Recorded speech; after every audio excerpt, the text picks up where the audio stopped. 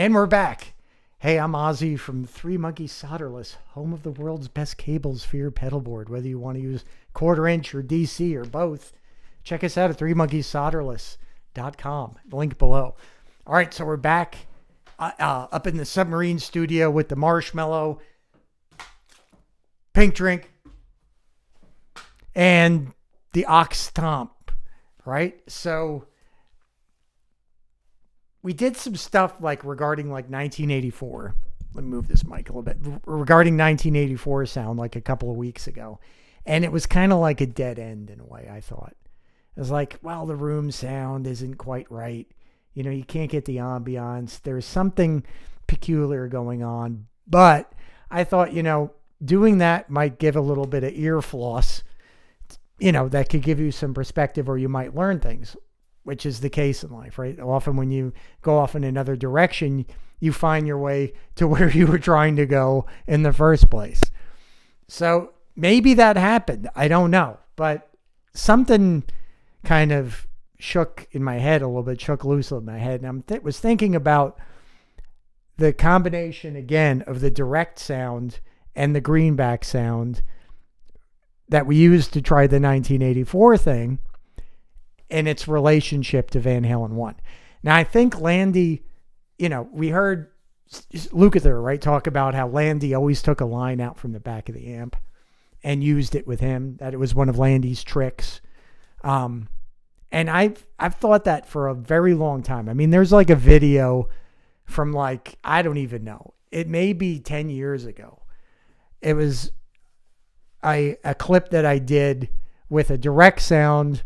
It was with that 50 water back there, which I don't think sounds anywhere near as good as the Marshmallow does. But I combined direct sounds with the 1176 compressors and a mic'd sound to create this sound, I thought. And I was like, I think direct is part of the equation. So what I want to do right now is I want to use a variation on the 1984 setting that we used, right? The balance between the greenback and the direct sound of the amp, and feed that into GarageBand and then start hitting it with some of the Sunset Sound stuff and see where it gets us, right? So we're going to use this guy again, which I still think is, this pickup seems to work the best for me. It's a custom. And I know a lot of people say there's no, you know, the custom wasn't introduced until this year. But if you're going to tell me that no one in the history of mankind put a Alnico magnet inside of a DiMarzio Super Distortion, or had wound their own pickup that was a 13K pickup on a PAF bobbin, I don't believe that at all. I don't believe that for a second. I think that kind of a pickup people were making, you know, 20 minutes after the first PAF was made. There's no way. Maybe Seymour Duncan wasn't calling it the custom, and therefore they didn't release it, and therefore it didn't exist in the literature. Therefore, you know, according to dogma, it didn't exist in reality. I think that's wrong. I do. I think that people make things all the time, and people make things in parallel with one another. A lot of times you'll find that what you're working on, somebody else is working on in isolation of you. They don't even know you exist, and they're doing the exact same thing as you.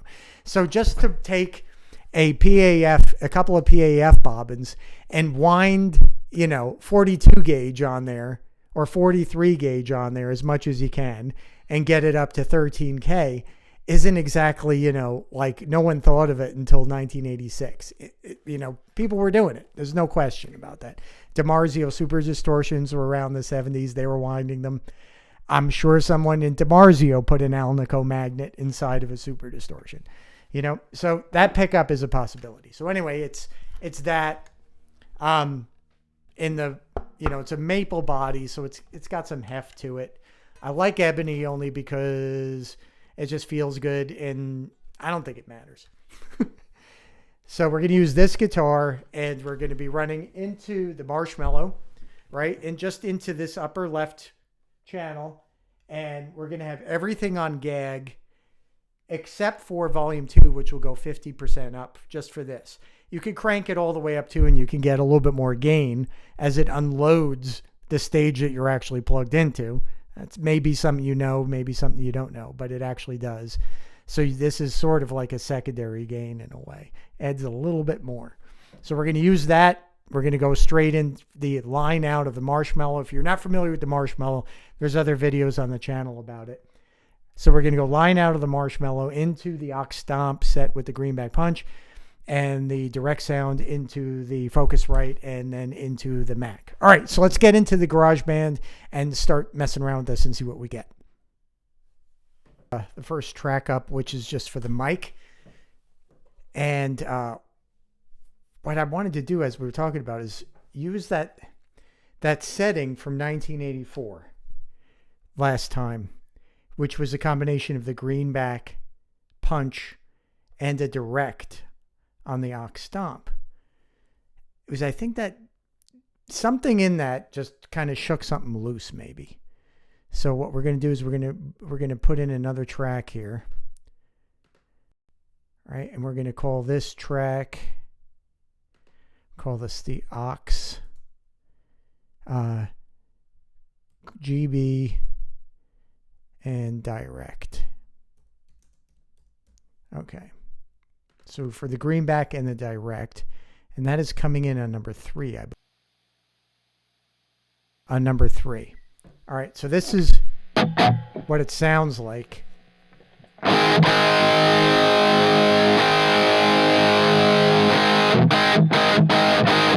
Right? So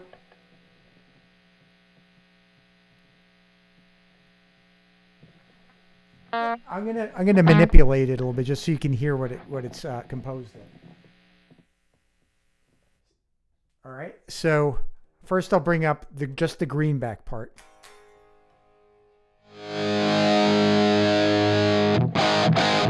Right. So that's our normal greenback sort of punch setting. Now I'm going to bring in the direct so you can hear that. So you hear that? Now tell me that could not be somewhat confused with a JBL aluminum cone mic on the aluminum cone, right? Listen to the very top. I'm going to add some more.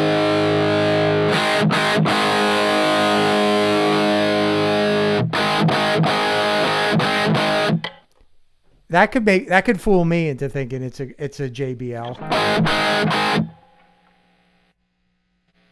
So that's about where I want it.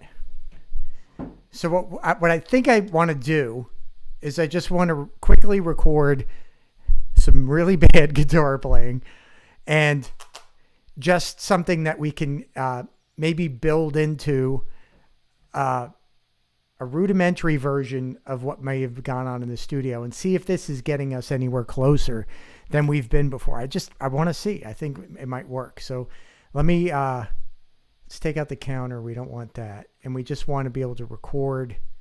Let's do like the whole, like, the normal running with the devil baloney so that everybody will say, yeah, that's the standard.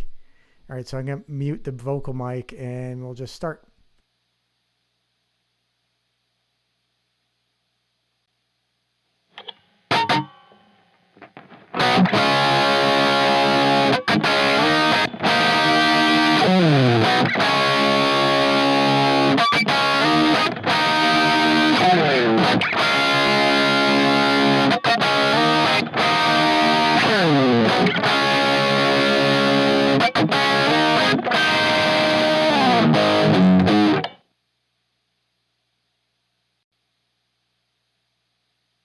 All right, so that's good enough. It's pretty bad, but it's good enough. Now, what I want to do is just put it in a loop here so we could just hear it over and over and over again until you want to shoot yourself. All right, so what I propose is that we duplicate this track once more. All right, and that we're going to take this, edit, copy it, right, and repaste here. So now we have the same track in 2 places. So what we'll do is we're going to add reverb to one of these tracks, right, and pan it. So it's kind of, we're going to try to do a very quick and dirty simulation, because I just want to hear, I hear something in this direct signal when we were doing 1984, that chase, that kind of, I knew that something was going to do, I could be completely wrong, so I'm going to shut up. All right, so let's listen to it. So for right now, we're going to take out the inputs, right? We're going to take out no input for that and no input for that, just so we remove the hiss from the amplifier. And now let's listen to what we got.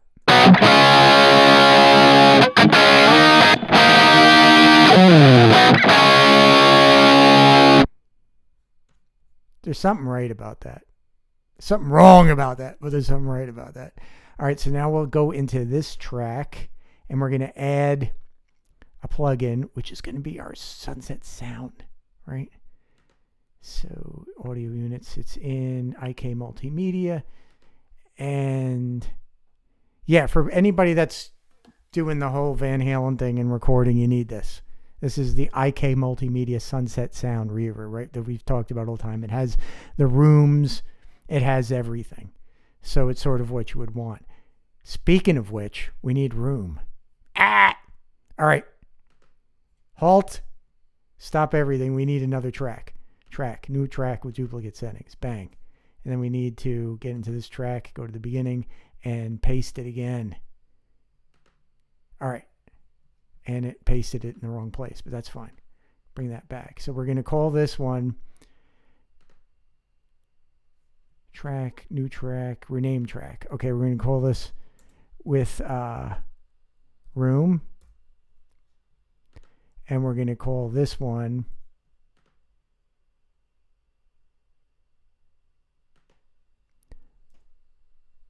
reverb.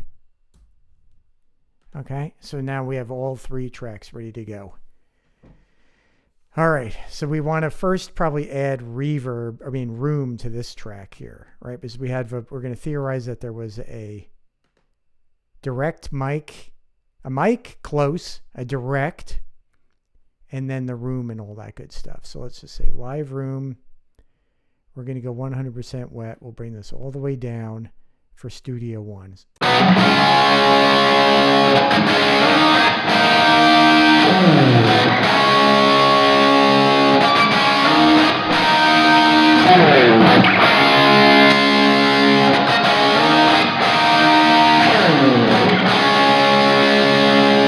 I swear to God, if someone was here that could actually play guitar, that might be really good.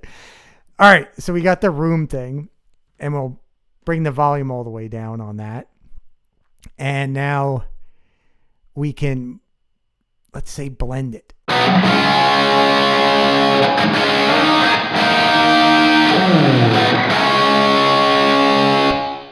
don't know why it's still in there. What the hell is going on here? Why is this not sounding? Okay, that's there. Then let's add this. All right. Okay, good.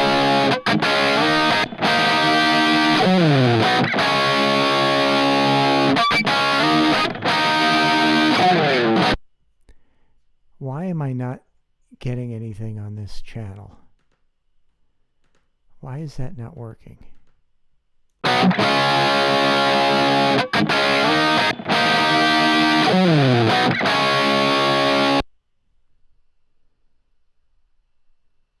This makes no sense.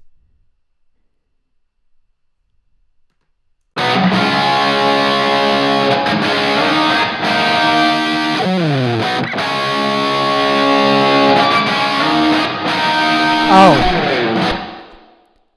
I'm an idiot, but you already guessed that. You already know what's wrong. Sunset Sound had its input all the way down. I was on the wrong track. All right, so now let's do it again. So we just want to add some room sounds, right? to this thing. So we're going to mute this guy. So now we're just in here. Apologies for the confusions. We're just trying to make room sounds right now.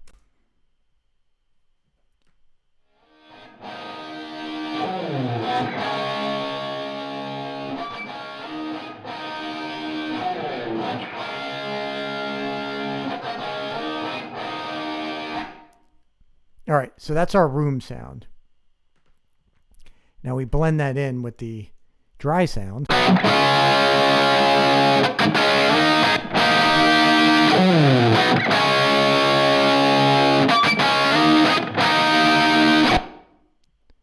All right, I kind of like that. The room really does add some fattening, right? Like we were talking about with the 1984 sound, right? That there was, the room was really adding the girth and a lot of the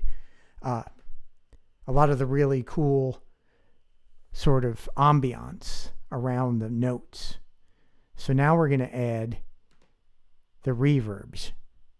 So we were doing chamber here. So let's bring this all the way down. And then we can add it into taste. But first, we need to pan this one over a little bit. Let's say, let's start with it like this, right? So the real sound, like the direct sound, is all the way over on one side. And then it slowly gets into the middle with some room. And then it fills out the rest of the way with the reverb. Okay, back into Sunset. All right, let's add some reverb.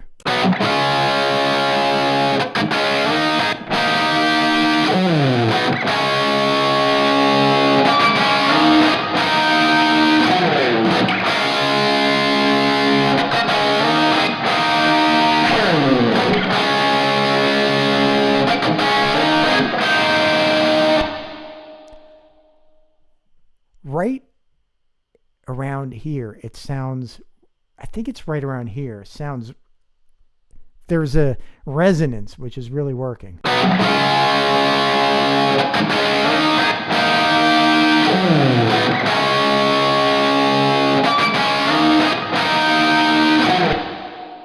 Like right here. Right around here.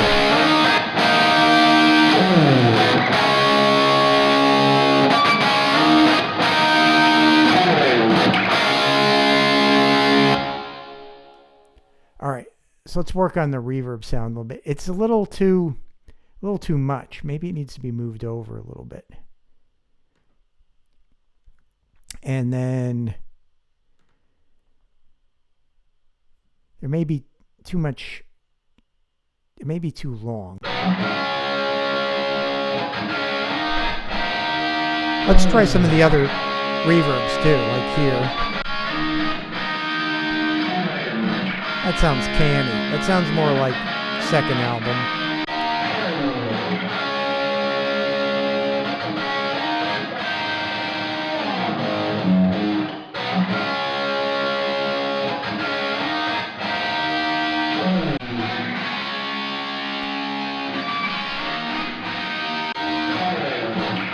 I think it's going to be this one.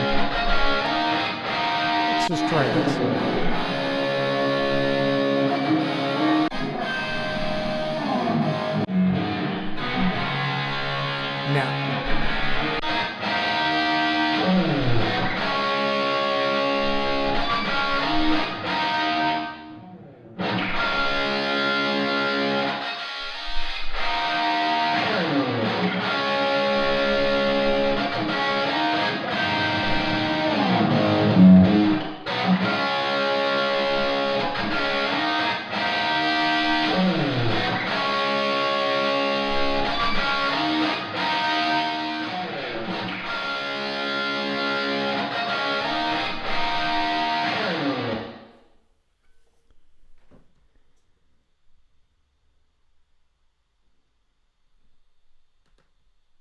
All right, now let's add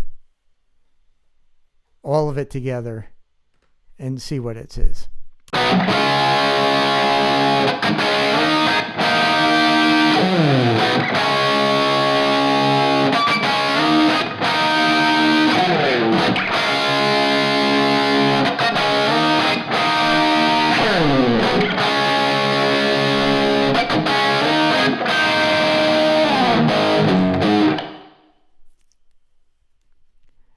I might be nuts, but I think that's the closest I've come. Maybe it needs just a smidge more of this reverbage. So.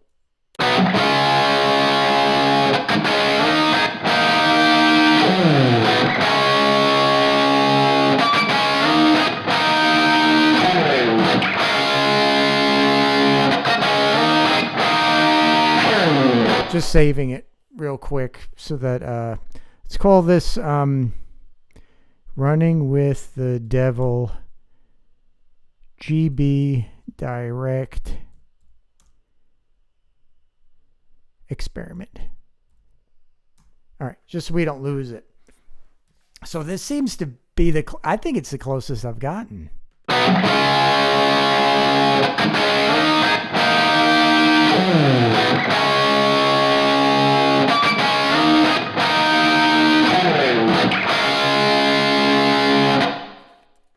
Wow.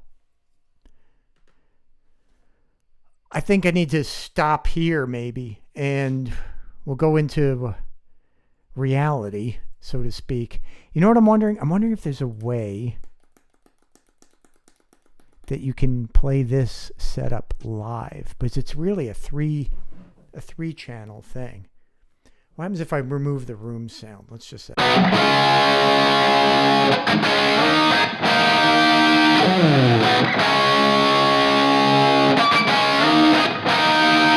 I think the room sound's necessary. Okay, so it's interesting, right? So what we ended up with for this sound is the greenback and direct from the aux dry, panned, let's say, to 930. Then we have a room sound. All right, let's look at the room sound again. All right, so we're in Studio 1, again, room sound, 100% wet. All right, not much changing here in terms of pre-delay decay, just stock. So, all this stuff can be tweaked in more. So we have that, and the dB's 12 dB down on that. It's 0 on the direct. And then we go to the reverb, and we're 2.6 dB down, and we're using the Studio One chamber, which was what Don said he preferred to use if it was available, and I presume it was always available. We turned down the decay a little bit, where we're at 60%. We added 3 dB of, 3 dB of high, a 2.4 dB cut on the low, 100% wet, and that's about it for there. And those three summed are creating like that. Let's get the loop out of there for a second. That right here has the resonant frequency that I've been trying to get forever. Like, tell me that doesn't have that resonant frequency that you hear on the record. Sounds like a keyboard almost. That's nuts. All right. So I'm going to once again save this, and then let's go back into the room. That was kind of interesting, I thought. Maybe I'm just kind of chasing my tail a little bit, but I really think that is that chord, that the way it rang out. And obviously if I, could do a better job, I'll try of, the pick scraping and, getting it together, but it was just kind of like, just get it done so we can listen to it. It could probably sound, especially if somebody else was playing, it would sound a whole lot better. But this is, I think this is the closest I've gotten with this setup so far. So yeah, I'm excited about it, and I'm excited that it was with this thing as opposed to the big aux box as well, because this thing is much more affordable, right, than the aux. So this thing is really cool. The question now is going to be how to get it. That's something I got to talk to a person about, is being able to make a pedal that loads something like the Sunset Sound reverbs, right? Something like a box or a rack mount device, something that allows you to load in all of these, plugins that you would use and play them, in a rack setup live. You could jump these things in there without having to use the Macintosh. Now, obviously, you'd need some sort of processing power in there. You'd need an operating system that would be able to handle those plugins. But I don't think we're too far off at this point from being able to create things like this, where, we could put bigger technology in smaller packages, and we could use, we wouldn't need the entire, like a laptop, like let's say a MacBook Pro or something like that, or a big, tower, has a lot of spare capacity that you would not need for just running plugins. So a smaller device or a rack mount device that you could load all that stuff in, I think would be pretty cool. The future to me of, live recording or live playing as well involves these things. I think it involves analog and it involves digital. It involves both. I think going entirely digital, you lose a lot of the flexibility that you have with the analog amplifiers. You lose the ability to put pedals in front of it that really create a synergy with the first stage of a tube amp. There's something about that in terms of its impedance, how it reacts to the load that's put on it by the pedals that are connected. There's a liveliness that cannot be recreated, in my opinion, through, a digital sort of thing. So, being able to go old school and new school, marry two together is kind of cool. But I went off track there anyway. So, yeah. So we got to figure out a way to make this thing live with the three sounds, right? The room sound, the reverb sound, and the direct sound. It may even be in the aux. Maybe I could figure out a way to sculpt the reverb that's inside of that a little bit better and add a little bit of the room, and it might, we could get pretty close. But that is really good. All right, so that's it for today. I hope you had some fun, and I'm going to keep going down this rabbit hole. I'm liking where this is going. So thanks for watching, and we'll see you next time.